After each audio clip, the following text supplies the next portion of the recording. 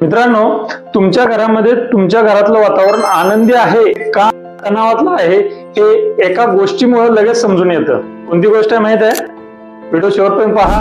चॅनलला सबस्क्राईब केलं नसेल तर चॅनलला सबस्क्राईब करा. पहा मित्रांनो, ज्या वेळेस टॅपिंगच्या माध्यमातून आपण अनेक तणाव रिलीज करत असतोय आणि स्वतःला आनंदी ठेवायचा प्रयत्न करत असतोय, आपल्या कुटुंबामध्ये सगळ्यांना आनंदी ठेवायचा प्रयत्न करत असतोय.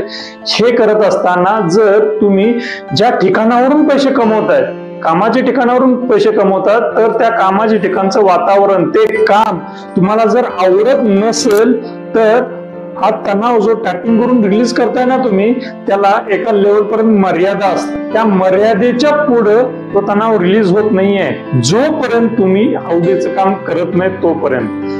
आणि आवडीचं जर का काम तुम्ही करायला लागला तर तुम्ही स्वतः निवांत राहाल, तुम्ही स्वतः आनंदी राहाल आणि तोच आनंद हा संसर्गजन्य असल्यासारखा तो तुमच्या घरामध्ये पर्क्युलेट होईल. घरातलं वातावरण आनंदी राहील.